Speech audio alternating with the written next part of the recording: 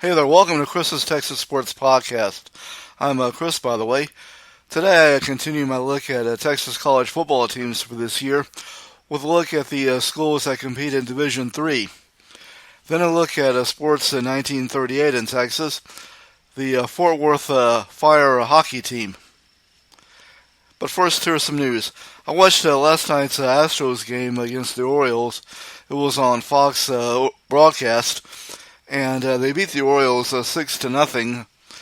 Kenny Albert and Adam Wainwright are on the call, and they showed and talked about the warehouse that Oriole Park at Camden Yards was built around. Of course, when what was then the ballpark in Arlington first opened, there was in center field there was a big office building, which had one of the businesses they had in there was a KRLD radio, which was the Rangers flagship back from the mid '90s to the let's say the mid 2000s.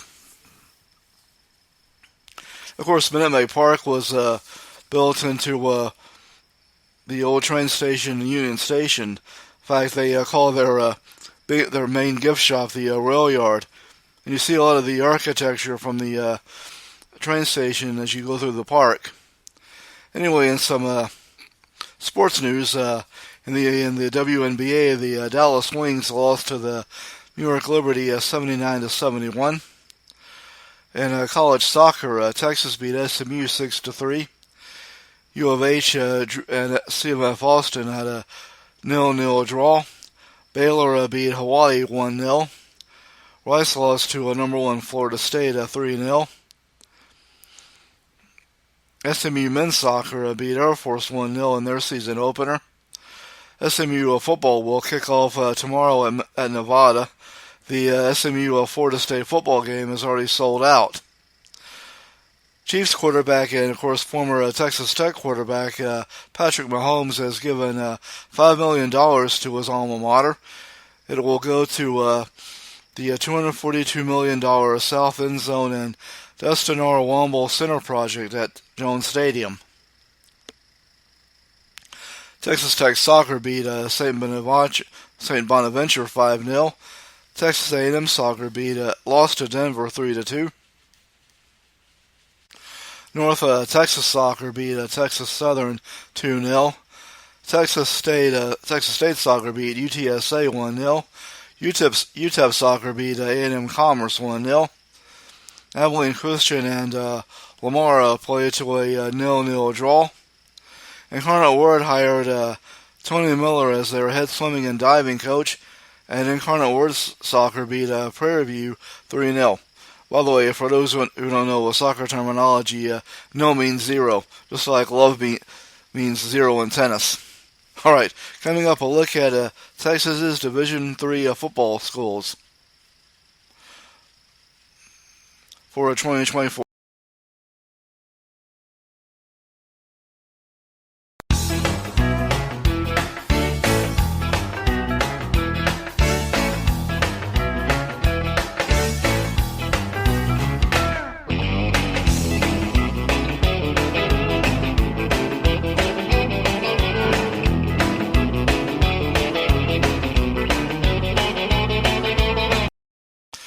Okay, here's a look at the 2024 Alston College Kangaroos. They're coached by head coach Tony Joe White, who's in his second season. Last season they went 1-9 with an 0-5 mark in the American Southwest Conference. This year they're joining the Southern Collegiate Athletic Conference, where they're picked to finish fourth. The 2024 East Texas Baptist Tigers, under head coach Calvin Rosica, who's in his second season. Last year they went 5-5 overall and finished with a 3-3 mark in the American Southwest. This year they're picked fourth in the American Southwest. The 2024 hardin-simmonscowboys, under head coach Jesse Burleson, who's going into his 14th season this year. They went 9-2 overall with a 6-0 record in the ASC, and they were the 2023 ASC champions. And lost to Trinity 20-6 in the first round of the Division III playoffs. This year they're picked to win the ASC again, and they're ranked number 16 in the in D3.com's preseason top 25 poll. The 2024 UMHB Crusaders. Their head coach is Larry Harmon, who's going into his third season. Last year, the Crew went 6-4 and a 5-1 record in the ASC.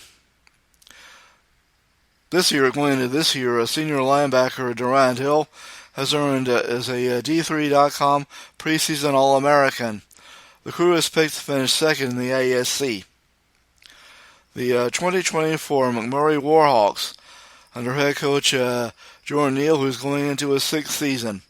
They went 6-4 overall and went 4-3 in the ASC. They're moving to the SCAAC this year,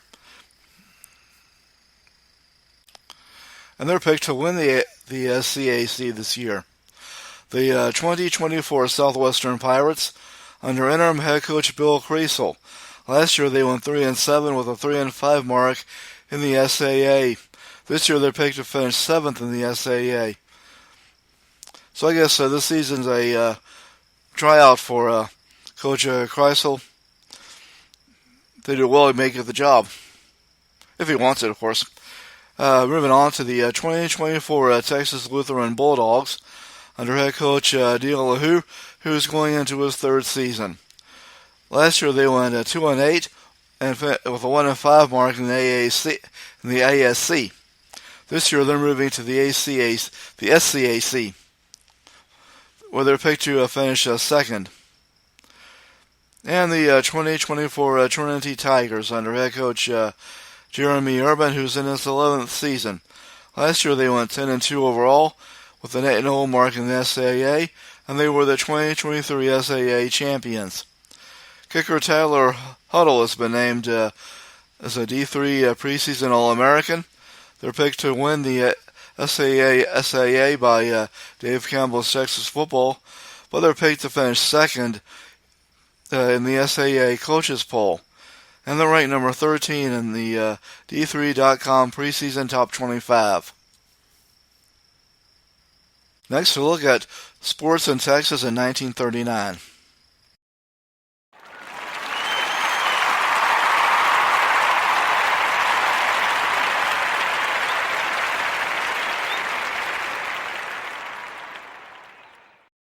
Okay, here are some things that happened in sports in Texas in 1939.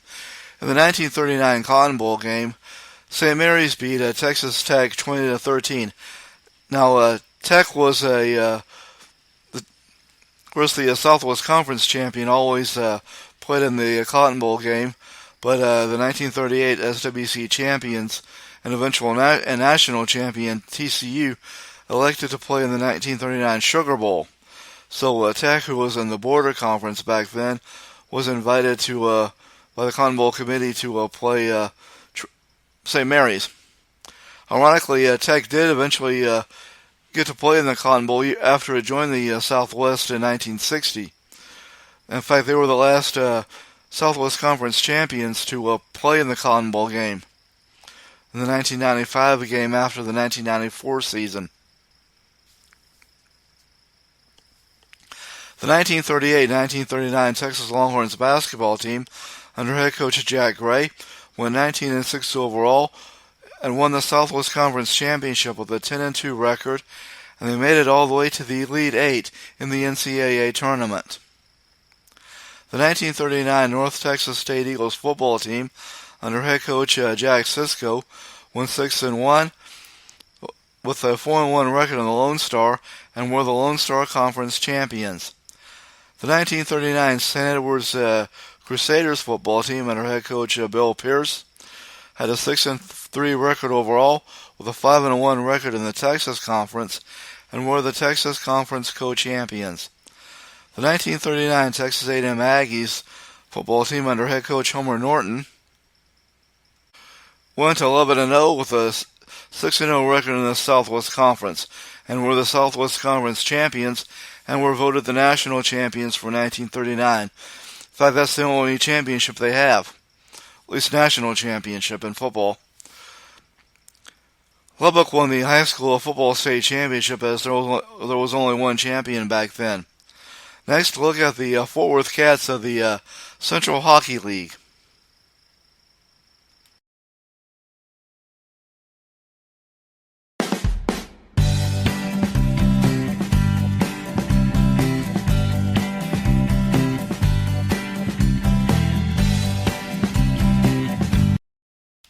All right, the Fort Worth Cats, who played in the Central Hockey League.